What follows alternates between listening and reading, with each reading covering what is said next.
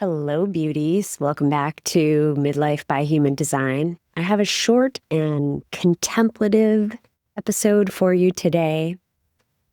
And I wanted to talk about why is it in midlife and sometimes throughout our lives when we know something deeply, we still don't necessarily take action on it.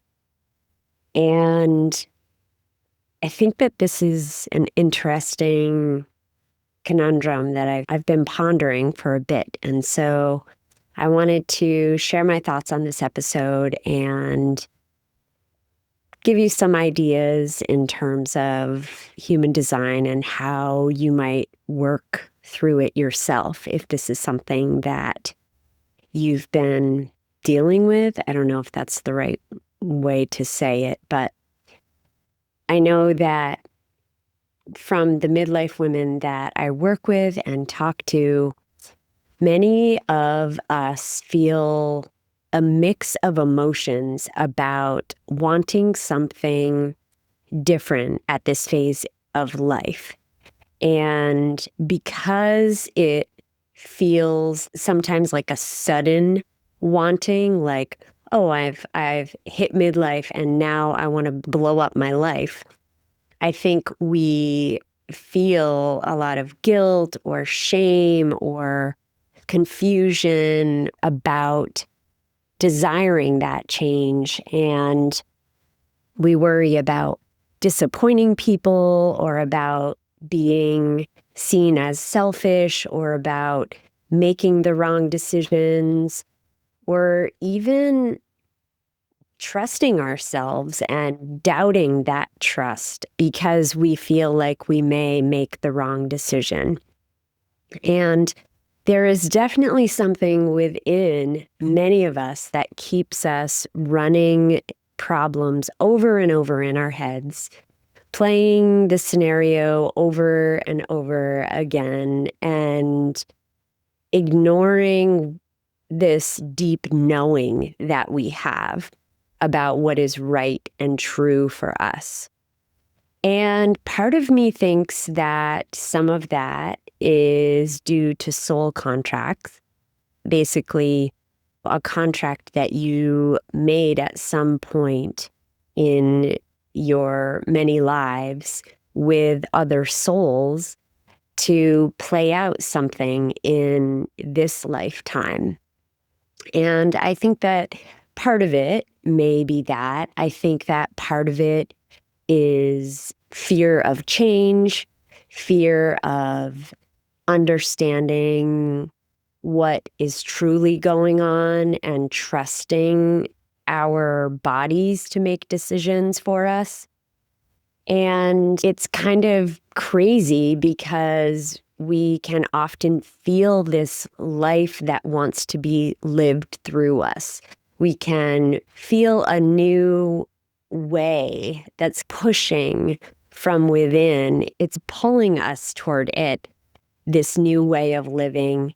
And yet we are often so resistant. Our default is to stay with what's safe, right? And we maybe take 2 steps forward and 1 step back.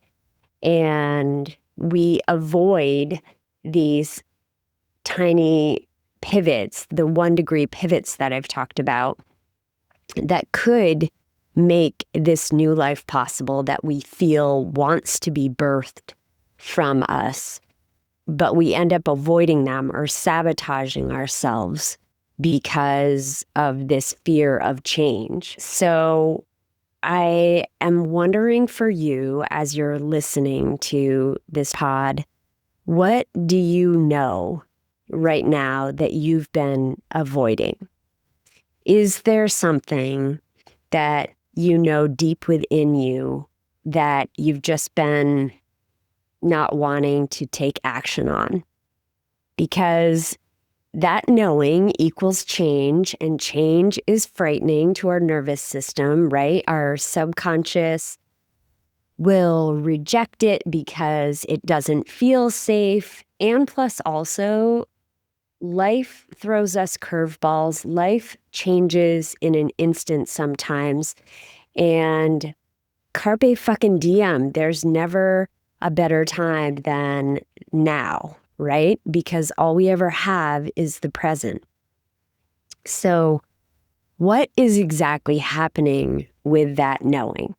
Well, I think that this midlife phase, when our hormones start to go awry, is when we become deeply aware, keenly aware of conditioning. And I've talked a lot about conditioning on the podcast, but to revisit the idea of conditioning, I think is important because it's imperative that we understand what conditioning is so that we can learn to recognize it, build our awareness around it, and then use that awareness to understand what is the difference between conditioning and who we actually are. Because I think that that inner knowing is who we actually are. That life that we maybe see being birthed from us is more representative of who we actually are than potentially the life that we've built thus far.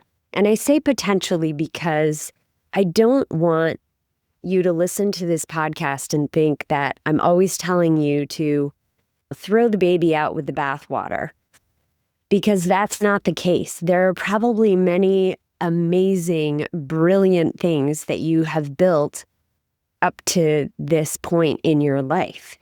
And it also doesn't mean that there's more beauty and depth that is ready to be born through you. So this conditioning is the external, societal, inherited expectations that we feel we must live up to, that we feel we must live out. It's roles that we play because they fit a certain need in our family systems, for example, or the work that we do. It's identities. We're so much more than the face that we see in the mirror. But what kind of identities have we taken on that maybe got us through more challenging parts of our lives, but they aren't serving us anymore? We don't need them because we've grown out of them. What kind of people pleasing are we still stuck in? And how can we start to raise our awareness around that? What kind of survival adaptations have we taken on that are, again, no longer serving us? All of that is conditioning. All of that is not who we are. So, for example, the good girl role is not who you are. The caretaker is not who you are. The achiever is not who you are, et cetera, et cetera. The peacemaker, sacrificer, whatever the case may be, those are not your capital T truth. And in midlife, we start really trying to get to the bottom of like, who am I actually underneath all of that bullshit that I've taken on? And do I want to continue being those things? Do they feel true to me, or have they run their course and I have outgrown them? This is one of the things that I work with women on in midlife sessions, and definitely want to invite you to book a session if these are questions that you're struggling with, so that we can look at who is it that you are actually here to be versus who have you learned to be. So I want to normalize the desire for change at this phase of life.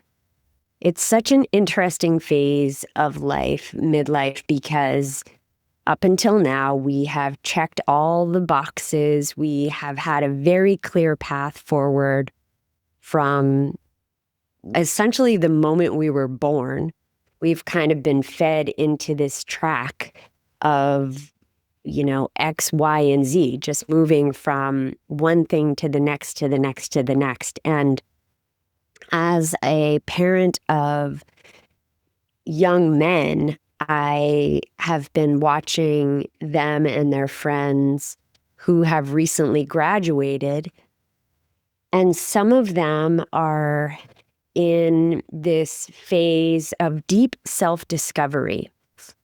And a lot of students will go right on to college, or some of them will get jobs. But I would say that potentially after graduation, that was maybe a phase where it felt similar to now in terms of the need to reinvent yourself or the need to make some big decisions. But even then, it was probably, going into work, starting your career, partnering up with somebody, potentially starting a family. So all of that was built in for you. It was like, okay, we finish this, and then we move on to the next step, and then we move on to the next step, and we move on to the next step. And even if there was a time after graduation that felt a little like your ship was rough waters or seas that were bouncing you around a bit, you were able to be righted pretty quickly because you had a path forward. You knew that you needed to pay rent, so you had to work. And then you kind of funneled in that way. And so in midlife, we get to this point where we're like, fuck, what is all this stuff that I've been doing? And did I actually make all of these decisions intentionally for me? And were they really reflections of who I am and who I want to be in this lifetime? Or were they just things that I felt like I had to do in that certain time period of my life? Like, oh, well, I studied biology, so I had to go into a medical field. Or I studied marketing, so I had to find a job related to advertising, instead of maybe I really wanted to be a teacher, or maybe I really wanted to be a travel agent, or maybe I wanted to be a performer, something that your parents didn't approve of, or your parents had some say in, or there were other expectations that you were fulfilling. So just looking back at all of the conditioning that influenced your past decisions and really getting curious about that, and not placing blame, not holding judgment over yourself, not trying to make yourself feel bad about any of this stuff, because the fact is that all of those decisions did get you to this exact point that you're at right now. And it's an opportunity for you. That's what happens in midlife. We come to this phase in our lives where it's full of questioning. And when we want things, sure, maybe that wanting comes with guilt because we feel like we have built this life and it's taken us so long to get to this place. And we might feel shameful for deciding to just blow it all up if that's what we choose to do. And we might feel grief for feeling like, well, shit, why didn't I actually just do what I wanted to do back when I had the chance, when I was young? And grieving those decisions that we made based on the conditioning that we're taking in. And what I desire for you is the opportunity for you to reframe that midlife is for you right now. Because you can't go back and change decisions that you made in the past. However, remember that you are standing at the precipice of infinity at any given moment. moving forward. You have infinite possibilities ahead of you. And so, knowing that, what can you do about your life right now? And how can you look back on the decisions that you made and understand both how they got you to where you are today and how conditioning played a role in those decisions? And then when you are thinking about what is it that you know deeply right now that perhaps you've been avoiding, think about what conditioning is holding you back from making a decision on that thing. I mean, you could be questioning so many different things in your life. It could be some of the more simple things like careers.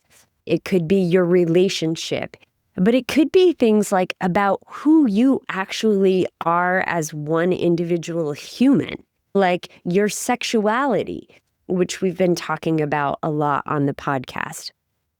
So I just want to normalize this desire for change and for depth at this point in your life. Because if the decisions that you've made up until this point were made based on conditioning, then there is a depth that you haven't tapped into yet in your life. And if you are feeling a desire for something deeper, then it is meant for you. And I will also propose that the beauty of midlife is that you don't give as many fucks because you've gotten to this point of like, okay, I've done all the check boxes in my life and I'm so done with that. I'm done with the shit that I've put up with. I'm done with living my life for other people. And maybe it doesn't mean burning your whole life down, but maybe it does. And so what? So what about that?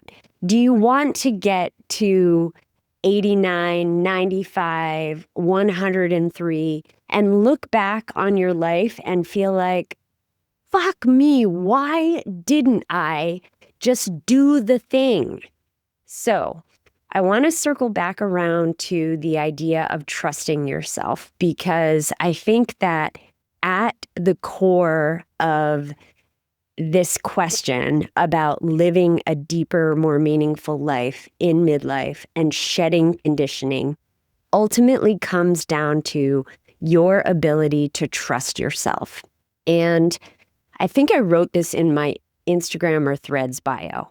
I help women deeply trust themselves again. I feel like that is essentially at the core of the work that I do. And this is crucial to any of the decisions that you are going to make moving forward, because you've got to be able to feel like, yeah, even though this decision to burn my life down and start completely over was fucking crazy, I also knew that it was deeply, deeply the right thing for me to do. And you've got to be able to look back and say that for yourself. You don't need to explain it to anyone else. You just have to know that it was true for you and to who you are at your core, in your heart, from a soul level, that is your capital T truth. And this is where we've got to remember that our mind is not in charge. And that is one of the essential teachings of human design, is about letting your body guide you, right? So when it comes to this deep knowing that you have, that potentially you've been avoiding, I want to challenge you to think about some scenarios, some 1-degree pivots that you could potentially make. And what is the response that your body gives you when you make those 1-degree pivots? And how can you start experimenting with your authority to build that confidence in making decisions that feel right for you?